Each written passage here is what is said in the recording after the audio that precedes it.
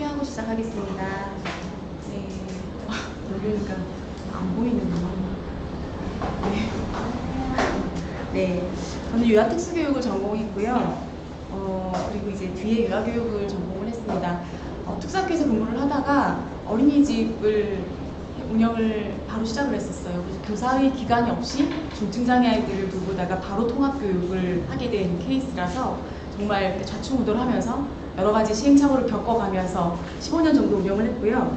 그리고 이제 하면서 아까 앞서 교수님이 말씀하셨던 사회적 합의, 제가 능력이 많이 출중하지 않아서 늘 아이들과 이야기를 해가면서 이제 방향을 정하고 부모님과 운영 방향을 정해가는 것들을 15년을 한 것 같아요. 그러다 보니까 제가 어린이집을 이제 그만하게 되었을 때에도 부모협동조합이라는 씨앗이 남아 있었었고, 거기서 또 싹이 자라서 어떤 장애 아이들의 삶에 대해서 고민하는 단체가 남아 있는 것 같아요. 그래서 참 감사하게 생각을 하고 있습니다. 저는 여기까지 소개를 하고요.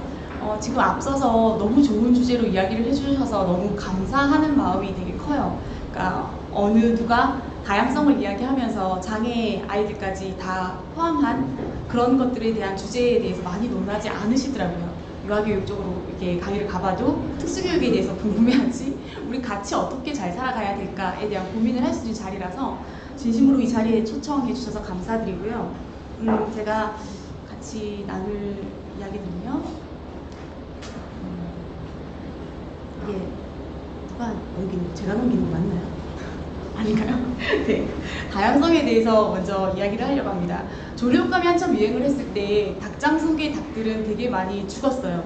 그렇죠? 철새들은 죽지 않았다고 얘기를 하죠. 같은 똑같이 다 생산된 획일적인 것들이 아니라 다른 면역 체계를 가지고 있어서 죽지 않았다고 얘기를 합니다. 또 하나는 이제 뭐 감자 같은 경우에도 대기근 일어났을 때 한 품종만 키웠던 감자 농사들은 전부 다 망했지만, 여러 가지 다품종을 같이 키우고 있던 사람들은 몇 개는 뭐 그래서 죽더라도 나머지는 또 살아서 유전자를 보존할 수 있는 그런 거라고 얘기를 해요. 어떤 제가 아시는 분이 독일에 이민을 가게 돼서 아이를 독일에 있는 초등학교를 보내려고 했는데 처음 가가지고 이제 추첨을 하더래요. 그래서 저 추첨이 뭘까라고 봤더니 누가 장애아가 있는 반에 들어갈 것인가를 놓고 추첨을 했대요. 우리네 초등학교는 그 반에 장애아 좀 치워주세요. 다른 반으로 보내주세요. 분리교육해주세요. 늘 얘기를 해요. 시립어린이집 원장님들이 어려움을 얘기하실 때도 장애아 반과 합반하는 걸 원치 않는 부모님 민원 때문에 힘들다라고 이야기를 하세요. 그런데 독일에 갔더니 서로 장애아 반에 입소를 하기 위해서 추첨을 해야 되는 상황이었다는 거예요. 그 상황이 너무 낯설어서 왜 여기는 서로 장애아 반에 들어가려고 추첨까지 해야 돼요? 라고 물어봤대요. 그랬더니 그쪽에 계신 학부모가 우리는 이제 아이들 키우면서 경쟁은 불가피하다. 중고등학교 가게 되면 이제 뭐 성적대로 뭔가를 하게 되는 삶을 살게 될 건데, 최소한 초등학교 교육까지는 아이들이 다양한 친구들에 대해서 배려하는 것, 다름에 대해서 이해하는 것들을 이 시기에 배우지 못하면 세상에 나와서 그렇게 경쟁을 하고 정말 탑이 된 아이들이 세상에 나왔을 때 어떻게 살아가야 될지, 어떻게 사람들을 대해야 될지 아이들이 배우지 못한다. 그래서 영유아기, 아동기에는 장애 아이들과 함께 더불어 사는 교육을 지향한다 라고 부모님들이 이야기를 하셨다고 합니다. 되게 좋죠. 그래서 저도 이제 통합교육을 하면서 되게 많이 듣는 질문이, 왜 간판에 장애통합이라고 써놓지 않느냐, 왜 전화해서 맨날 알아보게끔 하느냐 라고 얘기하는데, 저는 장애통합교육을 했다고 생각하지 않고 아이들을 교육했다라고 생각을 합니다.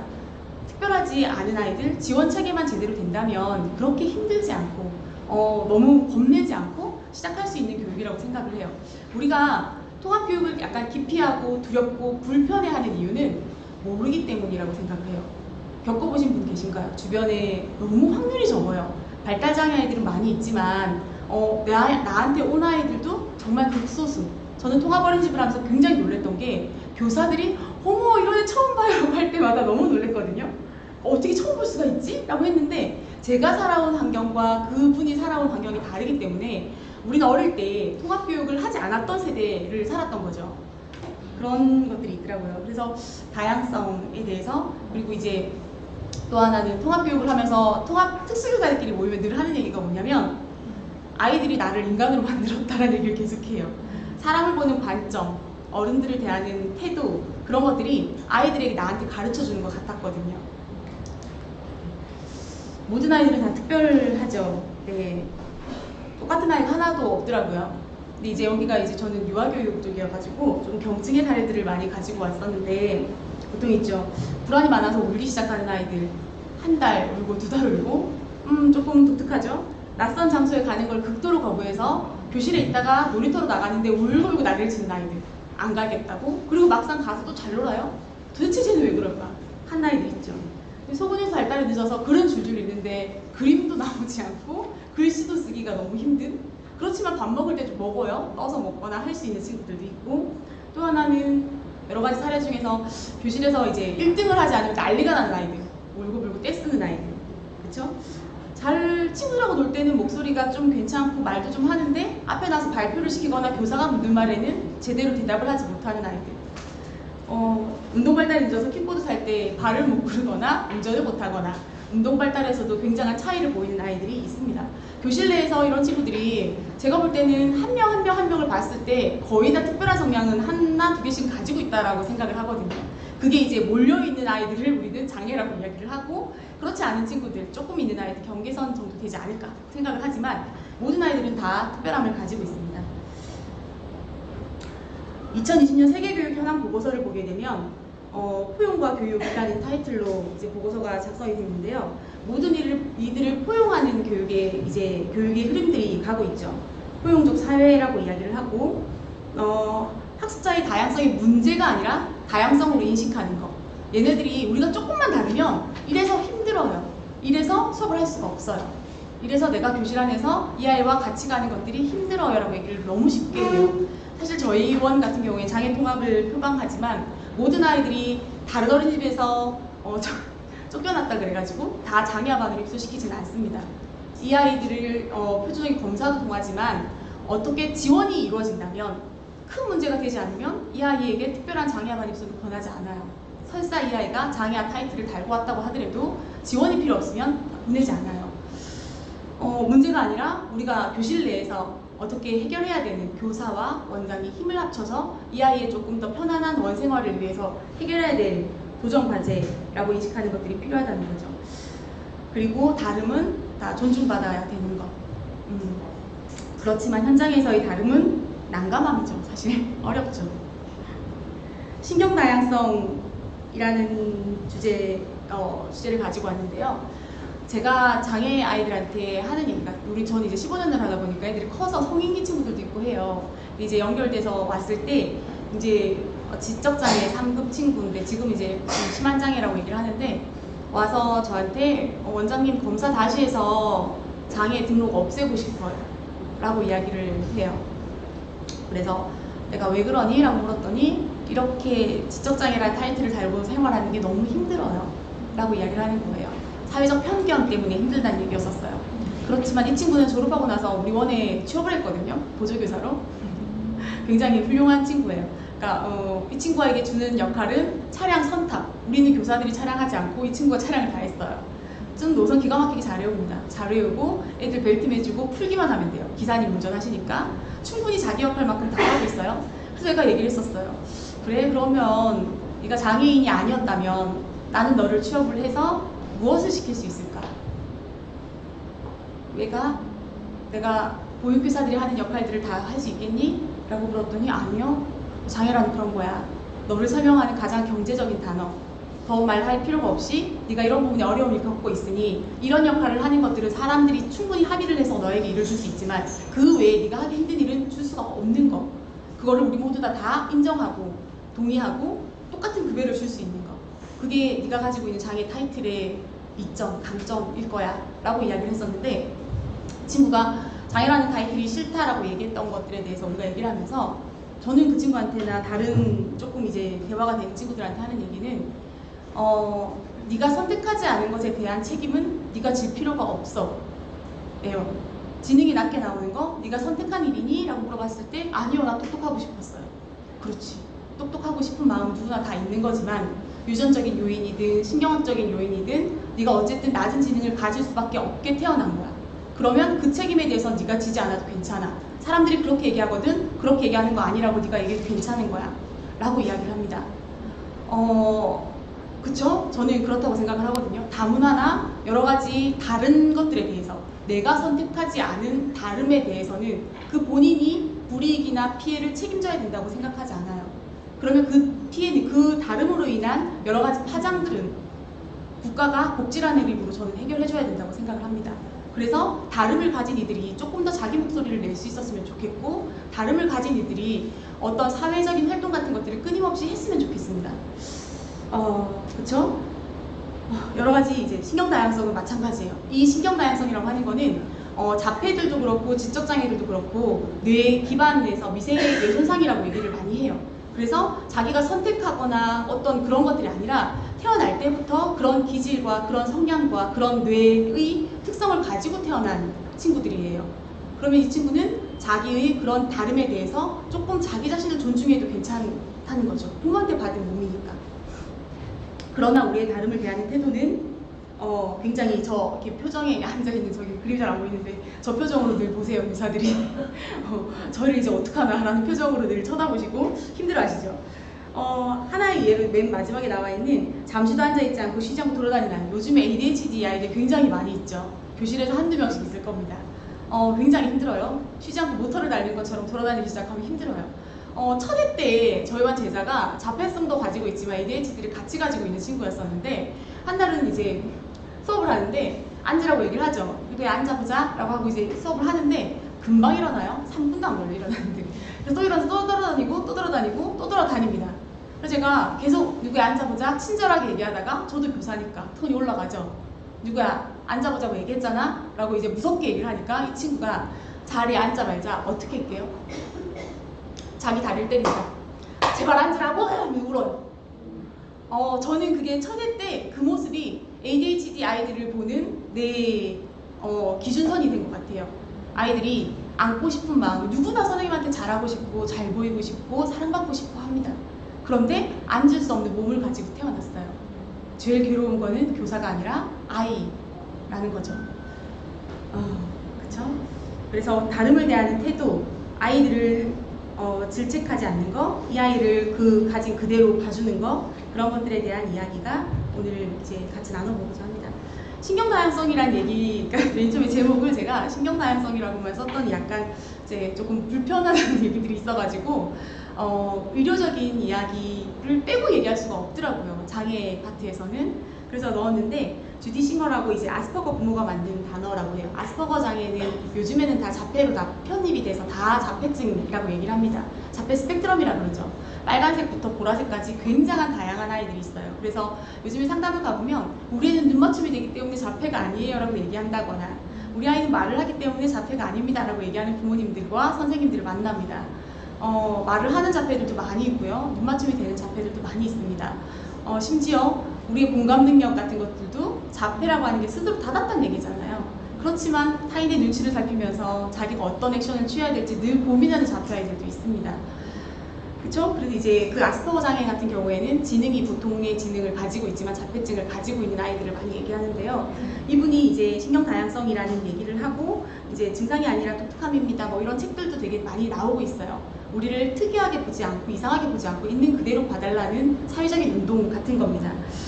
그래서 신경 다양성은 자폐뿐만이 아니라 거기서 시작한 운동이지만 조현병 친구들도 혹시 어릴 때는 이제 얘가 조현인지 아닌지 모르지만 가끔 이제 조금 보이는 친구들이 있거든요.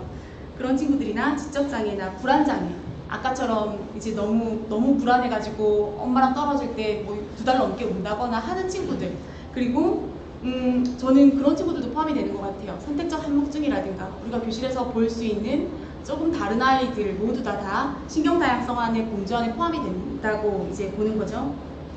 사회운동 같은 겁니다. 그래서 아이들에 대해서 이야기를 해드리려고 해요. 교실 내에서 아이들을 보면은 굉장히 다양하죠. 그래서 발달 지연에 대해서, 발달 지연 아동은 전체 발달에서 25%라 그러면 교실에도 한 25%의 친구들은 발달 지연을 가지고 있다라고 볼 수 있겠죠. 이 친구들 같은 경우에는 발달 검사 같은 것들을 해봤을 때 당장에 뭐 조금 처지지만 우리가 긴가민가 늘 헷갈리는 것들은 그런 것들이에요. 어떨 땐 되고 어떨 땐 안 되고, 이거는 되는데 저건 안 되네? 라고 하는 것들, 아이들마다 개인차가 있고 발달의 영역 간의 불균형을 가지고 있는 아이들은 어떨 때는 정말 비장애와 별 차이가 없는 정상 발달을 하고 있는 아이들과 비슷한 범주 안에 포함이 되지만 어떤 영역에서도 안 되는 부분도 있죠. 그렇죠? 그래서 이제 이거는 발달 지연 아이들에 대한 이야기고요. 발달 지연을 이제 다들 잘 모르셔가지고 제가 전체 발달 검사 KCDI 표예요. 아까 위에 거는 KCDI 검사는 교실에서 이제 쉽게 저희는 이제 장애 아이들을 KCDI를 한 게 아니라 비장애 아이들을 전부 다 KCDI를 전부 다 합니다. 그래서 KCDI를 검사를 전부 다 하는 이유는 아이들의 다양한 특성에 대해서 교사가 조금 알라고 하는 거였었어요. 전체 발달이 다 똑같은 아이들은 없습니다. 어떤 영역은 괜찮고 어떤 영역은 안 되고 우리가 어떻게 키워줘야 되고 어떻게 지원해야 될지에 대해서 고민하기 위해서 비장애 아이들도 전부 다 발달에 대한 것들 검사는 전부 다 하고 시작을 하는데요. 했을 때 이제 지원 범위를 봤을 때 보게 되면 발달 지원 같은 경우에는 성인이 되어도 그러니까 크게 갭이 벌어지지 않겠죠. 25% 이하니까 만약에 제가 나이를 넣은 게 25세 같으면 18.7% 이렇게 나올 거예요. 그러면은 고등학교 3학년 이 정도 같으면은 우리가 살아가고 상호작용하는데 크게 어려움은 없다라고 봐지는 거죠. 단지 약간 철없고 순수하고 한 정도? 라고 생각하면 되겠죠. 초등학생도 마찬가지예요. 발달 지연을 겪는 아이들 같은 경우에는 그 학급에서 크게 특별한 지원이 많이 필요하거나 어려움이 있다거나는 아니지만 순간순간마다 조금 이제 힘듦은 있겠죠. 한 번 더 얘기해줘야 된다거나 하는 것들. 그리고 이제 우리가 많이 얘기하는 경계성 지능도 비슷한 개념인 것 같아요. 그래서 지능이 이제 70에서 80 사이를 경계성 지능이라고 얘기를 많이 해요. 70 이하로는 이제 지적장애라고 분류가 돼가지고 얘기를 되는데 가장 제가 이거를 왜 얘기를 하려고 하냐면 경계성 지능을 가진 아이들이나 발달 지연을 겪는 아이들은 가장 어린이집에서 힘들어하는 부분들이 정서 부분이에요. 내가 쓸모없는 아이인가? 나는 이렇게 못하는 친구인가? 나는 다른 아이랑 비교해서 왜 이렇게 못하지? 라는 피드백을 끊임없이 받으면서 성장을 한다는 거예요. 그래서 우리가 다양성을 조금 존중해주고 하는 방법들을 고민해야 될 필요들은 분명히 있습니다.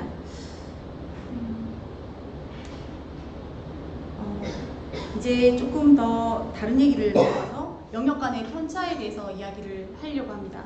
우리가 옛날 지능검사 같은 경우에는 좌뇌와 우뇌 영역을 따로 이제 점수화시키는 것들을 많이 했었어요. 그래서 이렇게 했을 때 우리가 좌뇌 영역 같은 경우에는 여기 나와 있는 대로 부분에 주목한다거나 선형적인 것들, 순서대로 이루어지는 것들에 대해서는 조금 더 강한 아이들이에요. 그래서 좌뇌가 조금 좌뇌 발달이 우수하다라고 하는 아이들, 언어성 지능이 높다라고 하는 아이들은 어휘나 단기 기억도 굉장히 괜찮아요. 어느 정도 잘 학습해내고 우뇌 같은 경우에도 전체적으로 주목하는 능력, 숲을 보는 능력이 조금 우수한 아이들이라고 이야기를 합니다. 그리고 이제 어떤 상징이나 이미지 같은 것들을 보는 것들을 조금 더 잘한다고 이야기를 해요. 상상력도 괜찮고 이렇게 우리가 두 가지 좌뇌와 우뇌의 상호작용을 통해서 우리가 인간이 사고한다고 얘기를 합니다. 이 교량이 끊어진 경우들도 있어요. 그래서 이것도 괜찮고 이것도 괜찮지만 어떤 통합적 사고를 하는 거에 굉장한 어려움을 겪는 친구들도 있습니다. 그래서 이렇게 좌뇌와 우뇌의 기능이 다르게 태어난 친구들 같은 경우에는 진행 방법이 다르겠죠. 옛날에 신기한 한글나라라고 아실 나이들이지 다들 연세들이 옛날에 신기한 한글나라라고 나왔었어요. 플래시카드 같은 걸 넘기면서 한글을 금방 배우는 학습이 있었어요. 만 24개월 아이가 나와가지고 모델로 단어를 줄줄줄 읽어요. 그 나이대 개월수에 발달하는 영역을 잘 자극한 학습지였던 거예요. 그리고 이제 자폐 아이들 같은 경우에도 좌뇌가 발달하는 시기에는 또 그런 학습이 또 통하기도 해요. 그래서 우리가 아이가 어떤 학습 방법 혹은 사회랑 소통하는 방법들이 어떤 거에 조금 더 중점을 두고 있느냐를 파악하는 거는 굉장한 진보를 바꿔요. 교실 내에서 교사가 일단 얘가 일부러 그러지 않는다는 것만 받아들여도 굉장히 교실에서 지도 방법은 달라지게 돼 있거든요. 네. 그래서 제가 사례를 가지고 왔습니다. 이건 우리 원생이었었고요. 그 다음에 만 4세였었는데 다른 원에서 얘는 자폐가 분명합니다라고 해서 이제 특수교육을 받는 게 좋겠다라고 해서 원으로 왔던 친구였었고 저희는 장애 통합으로 굉장히 유명한 데여가지고 거기가 장애 아동 대기만 막 20명씩 있고 이랬었어요. 그래서 이 친구가 들어올 자리는 당연히 없었었죠. 중간이들 같은 경우에는. 그렇지만 부모 상담은 예의라고 생각을 해서 또 아이를 받아서 검사를 하고 진행을 했었는데 이 친구는 지능이 높은 편이었었어요. 그래서 일반적으로 뭔가 하는 거에 크게 이해를 못한다거나가 아니었었어요. 다만 우리가 봤을 때 교사들이 이해하지 못할 행동 같은 거 몇 번 불러도 못 들은 척 한다거나 못 들을 거예요. 못 들은 척을 한다거나 대그룹의 지시를 따르지 않는다거나 하는 부분들이 굉장히 힘들었을 것 같아요. 근데 선생님들한테 우리가 검사 결과를 얘기를 하고 어떻게 지도해야 될지에 대해서 상의를 한 다음에 일반 아동으로 받았어요. 비장애 아동으로 입소를 해서 잘 다니다가 졸업을 했거든요. 자폐아이들 같은 경우에는 청각적 주의력이 시각적 주의력보다 낮아요. 그래서 이 친구들한테 얘기할 때 앞에 가서 이야기하세요. 한 번 더 보고 이야기하세요. 라고 이야기하면은 끝날 문제. 그리고 어떤 통합적인 연속적인 지시를 따를 수가 없어요. 화장실 갔다가 뭐 신발 정리하고 뭐 하고 오세요 라고 하는 지시를 수행할 수가 없어요. 그러면 어떻게? 잘라서 이 아이에게는 짧게 이게 연습이 된 다음에는 2개 묶어서 3개 묶어서 4개 묶어서 천천히 하시면 돼요. 그런데 이제 그런 나이에 맞지 않는다고 생각을 하시는 거죠.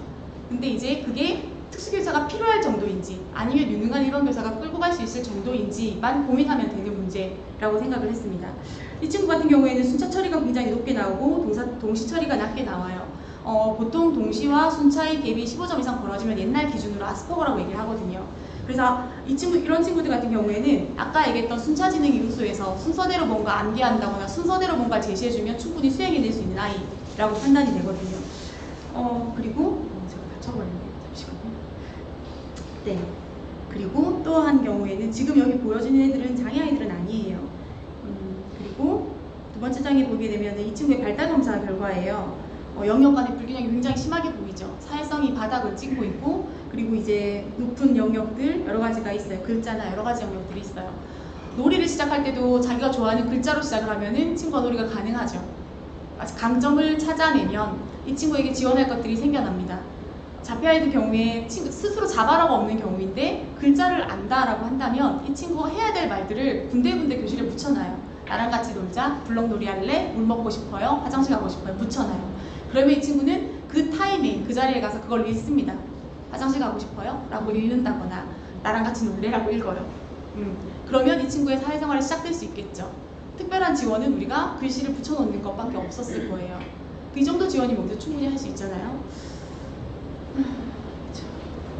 그 다음 친구도 마찬가지로 비장애 아동이었지만 너무 안타까운 거는 이 친구는 약간 미디어 중독 같았었어요. 미디어에 노출된 시간이 평균 8시간 하루에 그런 집이 있더라고요. 그래서 8시간씩 미디어에 노출되면 좌뇌만 비정상적으로 발달해서 자폐아이와 굉장한 유사한 패턴을 보이게 됩니다.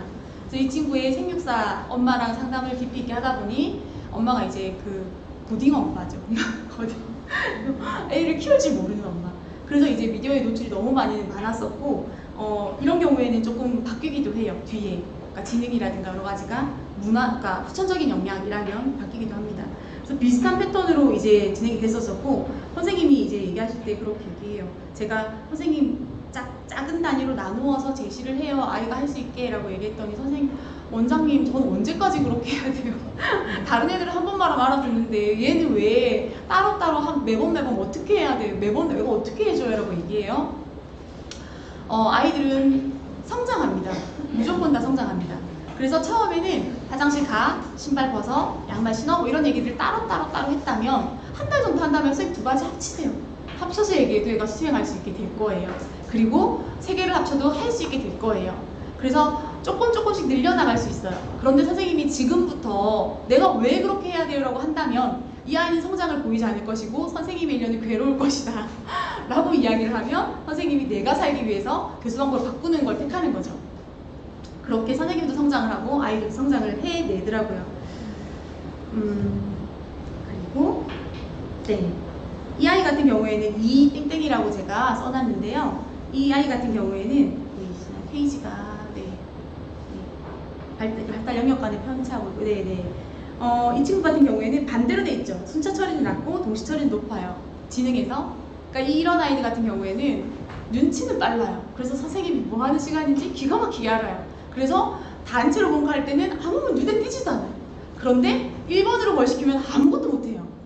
눈치로 살아왔던 친구죠. 이 친구는 그러니까 언어 이해라든가 뭐라든가 그렇게 되진 않지만 대충 사회적인 상호작용 눈치를 통해서 어떻게 다 극복하고 살아왔던 친구였었는데 이제 학년이 나이가 조금씩 먹어가면 그거 외에도 우리가 조금 더 깊이 있게 뭔가를 지도할 때 답답한 부분들이 생길 거예요. 한글을 가르치거나 수학을 가르치거나 했을 때 이 친구가 6살쯤 돼가지고 선생님이 조금 다른 것 같다라고 해서 지능 검사를 했었었고 했을 때 이제 순차 처리가 낮고 동시가 높게 나오죠. 이 친구한테 어머니가 이제 글자 같은 거 할 때 기읍, 니은부터 쓰는 것부터 가르치게 되면 이 친구는 못 배워요. 순서대로 뭔가를 하는 것들이 굉장히 약해서 어머니 놀이로, 몸으로 만들고 뭐 그림책에서 글자를 찾아낸다거나 다른 방법으로 해야지 얘가 성장이 있을 거예요 라고 얘기하고, 이 친구도 장애아만 입소는 필요 없는 친구였었죠. 그래서 이제 그렇게 지냈던 아이예요. 네. 이 친구도 마찬가지로 영역 간의 불균형은 심하게 보입니다. 그래서 이 아이에 대해서 강점과 약점을 알고 약점을 끌어올릴 수 있는 강점 중심의, 강점을 기반으로 해서 끌어올리는 것들로 이제 수업을 계획하게 되죠, 교사가. 그리고 마찬가지의 사례로 이제 순차지능이 높고 동시처리가 낮은 친구가 나왔어요. 이 친구도 약간 학습에서 막혀서 이제 왔었는데, 이 친구는 뜯어가지고 차근차근 알려주면 할 수 있는 친구였었어요. 그래서 부모님하고 이야기해가지고 교수 방법이나 집에서 시키고 있는 양육 방법이나 이런 것들을 조금 바꿔주면 아이가 조금 더 편안해지는, 이렇게 우리가 양육을 바꾼다 그래가지고 획기적으로 지능이 올라가진 않아요. 그거는 신의 영역인 것이고, 그렇지만 너도 편하고 나도 편할 수 있다는 거죠. 아이의 강점을 존중해주고 약점을 찾아내서 강점 중심으로 약점을 조금 끌고 가려고 노력하는 거는 교사가 교사로서의 성취감을 맛볼 수 있는 기회가 되어줍니다. 네. 그리고 네. 실천과 사례들에 대해서 얘기를 하려고 합니다. 이거 신경다양성 책에 나와 있는 얘기들을 중심으로 제가 썼는데요. 강점을 인식하는 거.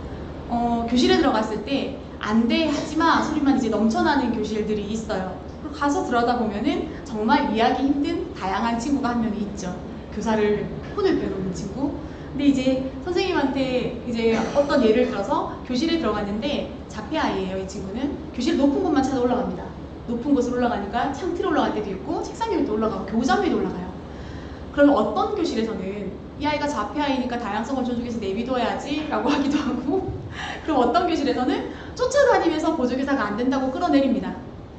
그쵸? 강점 중심의 지도라고 하는 거는 아이가 잘하는 거, 못하는 거, 어차피 우리가 말하는 양은 정해져 있어요. 24시간이 모두에게 한정적이기 때문에. 그랬을 때 아이의 부적절한 행동에만 포커스를 맞춰가지고 이야기를 하면 할수록 그 행동만 강화될 뿐이죠. 그러면 선생님한테 올라가 소리를 덜 할 수 있는 환경을 세팅해 주는 거예요. 그러면 신체 영역 따로 있잖아요. 거기에다가 뭐 짐볼이라든지 아니면 올라가도 안전한 체육 교구들, 계단 형태로 된 거라든가 이런 걸 조금 비치를 해놓으면 아이한테 올라갈 때마다 거기 말고 여기 올라가 보자 라고 할 수 있죠.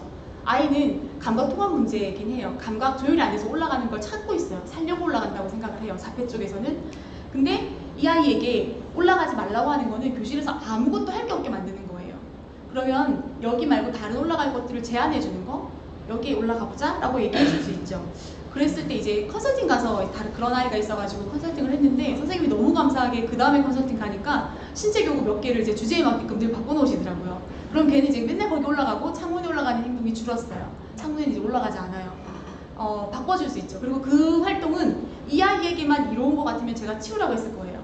근데 모든 아이들에게 이로운 거를 이 아이에게도 주는 거가 가장 바람직하죠. 약점에 집중하는 것 말고 긍정적인 행동에 조금 더 많이 집중을 하셔야 됩니다.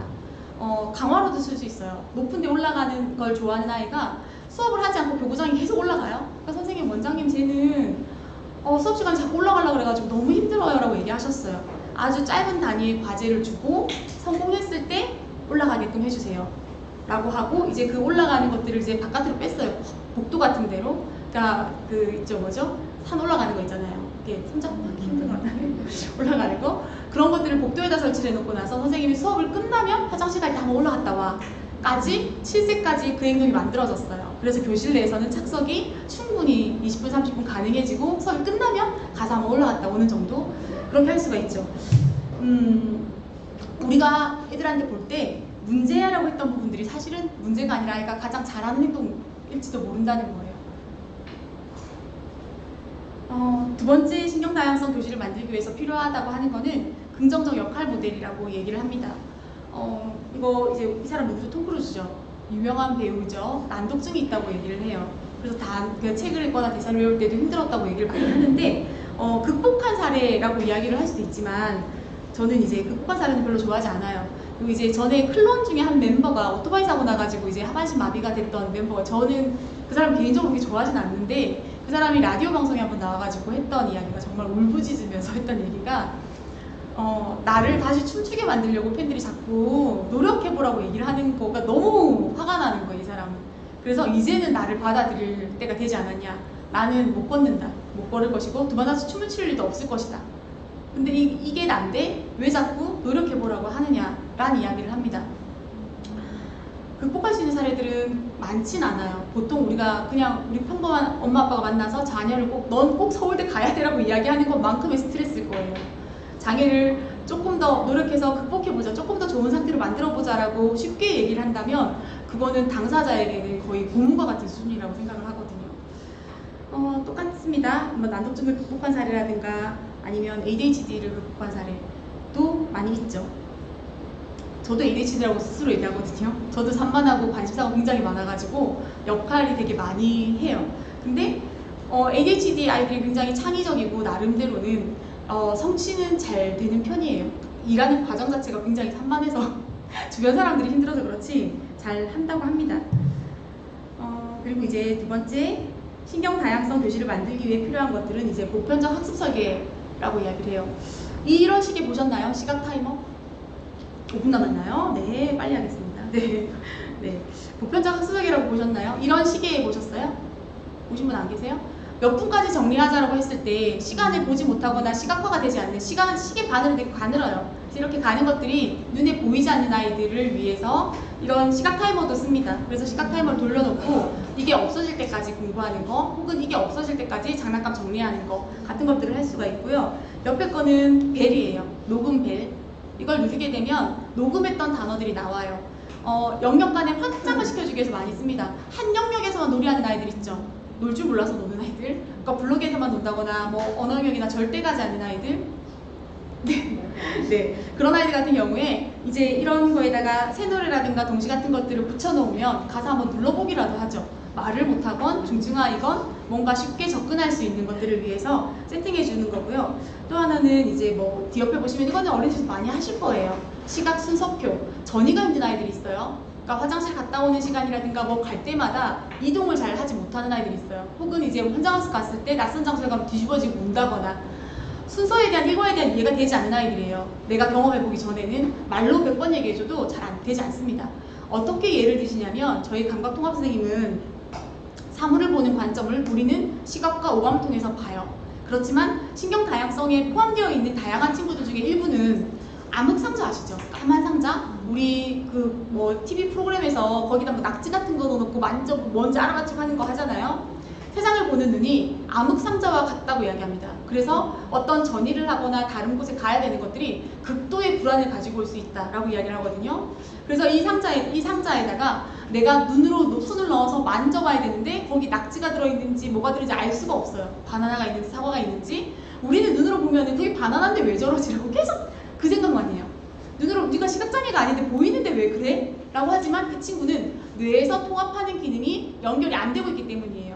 우리가 바나나 하면은 생각나는 것들이 있죠. 부드럽고 달콤하고 뭐 이런 것들. 그런데 이 친구는 그 연결이 되어 있지 않는 거죠. 그래서 바나나라고 백날 얘기해봤자 처음 먹을 때 뒤집어지고 난리가 나는 현실도 마찬가지고. 그래서 이런 친구들 같은 경우에는 어떤 것들이 나는지에 대해서 순서대로 알려주는 것들이 분명히 필요해요. 교실에서 이거 과학 활동 끝난 다음에 우리 새노래 배울 거야 라고 알려주는 표들이 분명히 필요하고, 이것도 연습인지라 반복해서 하시면 애가 알게 돼요. 그렇습니다. 그리고 인적 자원, 신경다양성 교실을 만들기 위해서는 국가적인 차원에서의 지원이 분명히 필요해요. 이거를 개인으로 하려고 했다가 어르신 문 닫은 것 같은 슬픈 생각이 들거든요. 특수교사가 있고 이제 비장애아반 교사가 있고 원장님들이 꼭 필수적으로 다양한 친구들에 대해서 관심을 가지셔야 합니다. 제가 우리 선생님 중에 한 분이 이제 미국으로 한 2년 갈 기회가 되셔가지고 갔다가 거기서 이제 우리랑 연락을 하고 지내는데 그러시는 거예요. 자기는 콩고래 일할 때 원장님이 좀 이상한 사람인 줄 알았는데 가서 보니까 여기에 교장 선생님이 그런 일을 하시더라. 그래서 그 역할이 이쪽에서는 맞는 거였었구나라는 생각을 처음 했다고 얘기하시는 거예요. 저는 어린이집에서 회계 볼 시간도 없고 아무것도 할 시간이 없어요. 사실 아이들을 관찰하고 교사를 상담하고 부모를 상담하는 것만 해도 하루가 다 가더라고요. 그래서 이제 그렇게 제가 아이에 대해서 관심을 가지는 거는 교사한테 정말 든든한 지원군이 되어줄 거예요. 그리고 우리가 그러니까 물리적인 장벽을 없애려면 돈을 써야 돼요. 그쵸? 그 아이를 위해서 환경을 바꿔주려면 결재권자가 꼭 포함이 돼야 되더라고요. 그런 것들. 그 다음에 기회가 된다면 치료사가 포함이 되면 굉장히 좋아요. 원내에 치료사가 있다면 상담사나 치료사분들은 굉장히 좋아요. 그래서 전에 사비를 털어서 치료사를 채용했던 적이 있는데 요즘에는 이제 장애통합을 운영하게 되면 치료사가 오기도 하니까 그리고 이제 다른 기관들, 어려운 행동을 하는 기관들에 우리가 점차 요구하게 될 것 같아요. 치료사가 있으면 보내달라. 임상심리사가 있으면 보내달라. 라고 육아정보지원센터라든가 이런 데를 통해서 아이들을 전부 다 한 명도 놓치지 않고 케어할 수 있는 그런 시스템도 만들어지고 있다고 생각을 하고 있습니다. 그리고 강점 기반의 학습, 아까 말씀드렸던 것처럼 계속 반복해서 말씀드리지만 제가 인지치료를 했기 때문에 지능검사를 가지고 온 것이고 다른 검사들로도 충분히 아이의 강점을 찾을 수 있잖아요. 그래서 이제 강점 기반의 학습이라고 하는 거는 좌뇌가 우수한 아이들 같은 경우에는 단기 기억이 가능할 거예요. 복합적인 사고는 힘들지만 그래서 이 아이들을 가르칠 때는 플래시카드도 굉장히 도움이 되고요. 플래시 넘기면서 알려주는 거라든가 순서표대로 하는 거 그리고 이제 일과를 전체적으로 볼 수가 없으면 세네 가지를 묶어서 아이가 조절할 수 있게 이렇게 초등학교로 가게 되면 제가 부모님한테 말씀드리는 게 투두리스트 같은 거 있잖아요. 붙여놓고 나서 집에 왔을 때 해야 될 것들을 순서를 목록화시켜라라고 얘기를 해요. 그럼 아이가 와서 그걸 보고 하나씩 해내갈 수 있거든요. 그리고 이게 몇 년씩 되면은 자기의 루틴이 될 거예요. 건강한 루틴이 만들어질 거예요. 그러면 이 아이의 성인기까지의 삶도 굉장히 건강해질 수 있다고 얘기를 합니다. 그리고 이 친구 같은 경우, 자뇌가 우수한 친구들 같은 경우에는 역사나 과학이나 수학 같은 영역에서도 조금 특출하기도 해요. 어디에 이제 컨설팅을 갔는데 선생님이 말씀하실 때 얘가 자폐증 같다라고 얘기를 해가지고 이제 모니터링을 시작을 했었는데 제가 봐도 자폐증 같았었어요. 그래서 이 아이를 부모한테 얘기를 하기 위해서 근거 없이 얘기할 수는 없으니 딱 검사를 좀 해보자라고 해서 제가 지능검사를 했었어요. 지능검사를 했었는데 편차가 자폐 아이들처럼 이제 나왔죠. 그런데 지능이 120이 나왔어요. 이 친구는 영재에 가까울 거예요. 그렇지만 교실에서는 목소리를 한 번도 들어본 적이 없고 블록은 나열만 하고 있었어요. 1시간 내내. 제가 2번 해봤지만 그러고 있었어요. 선생님들은 다들 이 아이가 이제 말을 못하는 자폐아로 생각을 하고 있었는데 검사 장면에서 말을 너무 잘하는 거예요. 우리가 되게 의문이 가졌던 게 선생님이 화를 내면서 가지고 오셨던 게 부모 보고서였거든요. 아이가 가장 좋아하는 놀이는? 이라고 썼더니 부모가 뭐라고 써왔냐면 그 말도 안 하고 나열만 하고 있는 아이가 역사에 관해 토론하기를 좋아합니다 라고 써온 거예요. 그래서 선생님이 이거 부모가 거짓말이다 100%다라고 얘기를 해가지고 제가 검사를 했었는데 역사에 대해서 토론하는 걸 좋아했을 겁니다. 그래서 선생님한테 가서 다닌 지 6개월이 지난 아이였었어요. 6개월 동안 말을 못 들어봤었죠. 검사 장면에서 제가 너는 왜 교실에서 이렇게 놀지 않아? 라고 물어봤더니 교실에서 하기 싫어요. 뭐 블록으로 나열만 하고 놀던데? 라고 했더니 저 탱크도 만들 수 있어요. 탁탁탁탁 만들어. 그래서 이거 교실에서 가서 같이 만들까? 나랑 같이 만들까? 싫어요. 선생님이 우리 집에 오세요. 내가 만들어줄게요. 그렇게 얘기하는 아이였었어요. 두 번째 관찰을 가도 나를 보고 씩 웃기만 하지 반복만 해요. 모래 놀이터 가서 요거 뿌리기만 해요. 옆에 선생님이 원장님 쟤 저렇게만 놀아요. 놀이터 가면 1시간 내내 이러고만 놀아요. 라고 얘기했었어요.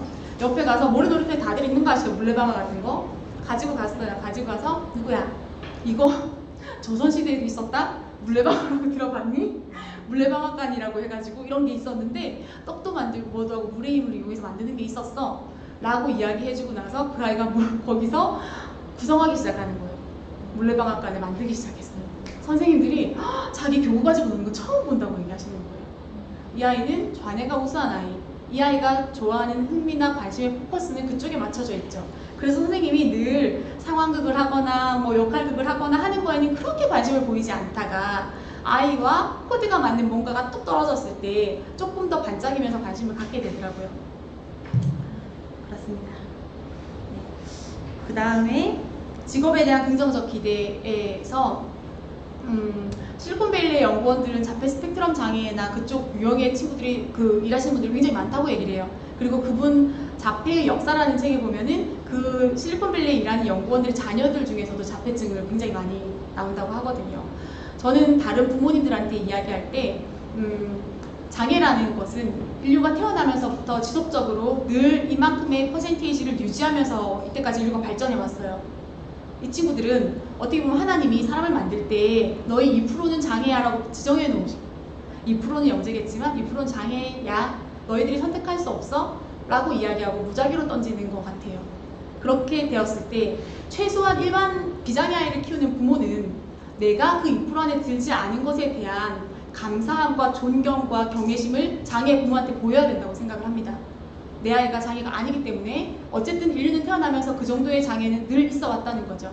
근데 이 사람들에 대해서 멸시한다거나 혹은 분반을 요구한다거나, 저는 어린이집 하면서 비장애 부모가 우리의 장애랑 같이 공부하니까 원비 깎아주세요 했는데 너무 놀랬거든요. 그런 마인드를 가지고 같이 갈 수가 없겠죠. 그래서 나머지 밑에 실패를 했던 것 같습니다. 네.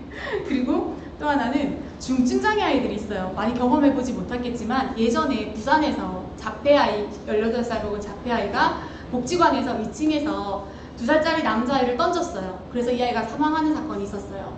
이 아이는 둘째 아이였었고 큰 아이가 자폐여가지고 치료받으러 같은 복지관에 갔던 거였거든요.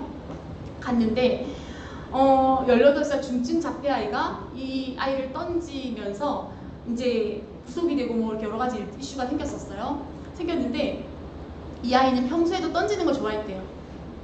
우리가 흔히 생각할 때 문제행동, 뭐든 다 집어 던지면 어떻게 살아? 그러니까 결국 애기까지 던졌잖아가 되겠죠. 분명히 던지는 행동들은 옛날부터 있었을 겁니다. 중학교, 고등학교 때도 던졌대요. 변기도 던지고 다 던졌대요. 근데 다른 해외 사례를 들어봤을 때, 직업에 대해서 봤을 때 전 똑같은 유형의 친구가 있었는데 이 친구는 그 도자기 회사에 취업을 해서 화재하는 일, 망치로 그냥 던지고 깨는 일을 4시간 동안 하고 집에 가면 이제 마음껏 던지고 깨고 왔으니 던질 게 없겠죠. 아주 평안하게 생활을 할 수 있는. 그렇죠. 어떻게 보면은 직업이나 뭐 우리가 컸을 때 어떻게 살아갈까 고민했을 때 너무 우리 안의 시각 안에 가둬놓지 않아도 괜찮다는 거죠. 또 하나는 제가 너무 박수치면서 좋아했던 게, 모든 공기관에 들어갔으면 좋겠다 했던 게, 가르쳐도 글을 못 배우는 있어요. 인구가 못 배우는 친구들이 있어요. 중증장애 아이들, 수용, 옛날 얘기를 하면 수용 가능급의 친구들은 글자를 배우기가 굉장히 힘듭니다. 그래서 이제 이 친구들 같은 경우에 옛날에 이제 여기 사례로 나와 있는 게, 글을 모르는 다운 증후군이 백악관에 공무원으로 취업을 하게 되죠. 기밀 분석하세요. 얼마나 좋습니까? 누출될 일이 없어요. 그렇죠? 화성시나 저는 화성시에서 왔는데 화성시나 각 시마다 문서폐기 업체들이 와서 이렇게 수거해가는 걸로 알고 있어요. 자체적으로 공무원 한 명씩 채용해서 까막눈들만, 장애 중증 아이들만 채용을 해서 기계에다 넣기만 하면 돼요. 그럼 이 친구는 공무원으로 여생을 마감할 수 있겠죠. 그렇죠? 그래서 우리가 조금 더 다양한 친구들을 보는 관점, 그리고 어떤 일을 잘할 수 있을까라고 보는 거는 늘 고민해야 되고 해결해야 될 과제지만 불가능한 건 아니었었거든요. 제가 늘 강조하는 거는 그런 것들이에요. 제가 인지치료실에서 일하는데 되게 치료실에 엄마가 이제 오기 싫어하는 남자애가 하나 있었어요. 근데 저는 처음 맞은 애가 선생님이 다르니까 난 시간이 다르겠지라고 했었는데, 이 친구가 굉장히 싫어하면서 왔었는데 엄마가 바깥에서 얘기 들었어요. 너희 가기 싫어하면 바깥에 구두방 아저씨처럼 살아야 돼. 깜짝 놀랐어요, 저는. 그래서 어머니를 불러다가 다시 이야기를 했었어요. 이 친구가 구두방 아저씨보다 더 훌륭한 삶을 살 수 있을 거라고 생각하느냐라고 물었더니 엄마가 아니지만 내가 답을 모르겠다라는 이야기를 했었어요. 우리가 해야 될 일은 낮은 사람들을 보는 태도를 아이에게 보여주는 것 같습니다. 그래서 장애아이를 키우거나 장애아와 함께하는 교사들은 어디든 가서 보이지 않는 사람들에 대해서 늘 감사를 표현하라고 이야기를 합니다. 마트에는 캐셔만 있는 게 아니에요. 정리하시는 분도 계시고 바닥 닦는 분도 계세요. 그런 분들에게 감사를 표현하는 것들은 우리가 가르쳐야 될 삶의 태도라고 이야기를 합니다. 네, 환경부정, 이거는 교실에서 가장 중요한 부분인 것 같은데요. 독일 ADHD 학교의 동영상을 봤었는데 의자가 이렇게 돼 있어요. 짐볼로 이렇게 하면서 앞에서 교사가 수업을 하고 있어요. 다리를 가만히 있지 못하죠? 다리를 가만히 있지 못하는 아이들은 다리를 가만히 있지 못하게 만들어주면 돼요. 움직이게 의자에 앉아가지고 움직이게끔 해주면 돼요. 그러면 이 아이가 앉아가지고 잘 보고 있어요. 어느 영상에서 다리 떨림의 강점과 부작용이 나와 있는데, 강점에서 불안감 감소, 집중력 향상 쭉 나와 있고, 단점에 복 나간다 이거 하나 있었어요. 우리는 늘 다리 떠는 아이들이 불편하고 돌아다니는 아이들이 불편하지만 이 아이들이 다리를 떨 수 있게 해준다면 그 교실 안에서 함께하는 게 가능하다는 거죠. 마찬가지로 제가 암벽 등반도 말씀을 드렸었고요. 그리고 여러 가지 환경 수정 예들을 넣었습니다. 저기 하나 깜막 상자 같은 경우에는 감각 조절이 안 되는 아이들이 잠깐 들어갈 수 있는, 울거나 떼쓰거나 화를 내는 아이들 어떻게 하시나요? 타임아웃 옛날에 많이 했었었죠. 요즘엔 타임아웃을 하지 않지만 긍정적인 타임아웃은 네가 마음 힘들 때 들어가서 언제든지 있다 나와도 괜찮아 라고 얘기하고 들어갔다 나올 수 있게끔 공간을 마련해 주는 거 있을 수 있죠. 뒤에는 이제 특수교육에서 하고 있는 스노즐랜 룸이라고 해요. 교실 내에 한 공간에 이렇게 텐트 안도 괜찮고 다른 방도 괜찮고 만들어줘서 아이가 마음적 정서적으로 너무 힘들어할 때 잠깐 있다 나올 수 있는 거, 텐트럼 막 울고 분노 발작을 일으킬 때 진정될 때까지 기다려줄 수 있는 공간 있으면 좋겠죠. 그렇습니다. 네. 존중과 배려는 저는 이제 부모님들한테도 그렇고 늘 말씀드리는 게, 엄마들이 오시면, 이렇게 다양한 친구들을 키우는 부모님들이 오시면 늘 입에 뭘 달고 계시냐면 미안합니다, 죄송합니다를 달고 와요. 선생님 우리 아이는 똥 쌌죠, 죄송합니다, 너무 죄송해요 라고 얘기를 많이 하세요. 저는 부모님들한테 죄송한 아이가 듣는 데서 죄송합니다 죄송합니다 하지 마세요. 교사가 할 일, 그리고 이제 우리가 해야 될 일은 아이로 인해서 선생님한테 감사합니다. 선생님 어머니 근본적인 그거 마음은 감사였을 거예요. 선생님 너무 감사해요 라는 말을 아이에게 늘 들려주시라고. 그러면 이렇게 다양성을 가진 아이도 내가 부모에게 감사한 존재가 될 거예요, 세상에. 그래서 우리가 말하는 것들도 한번 점검해 보셨으면 좋겠습니다. 네, 전 여기까지 준비했습니다.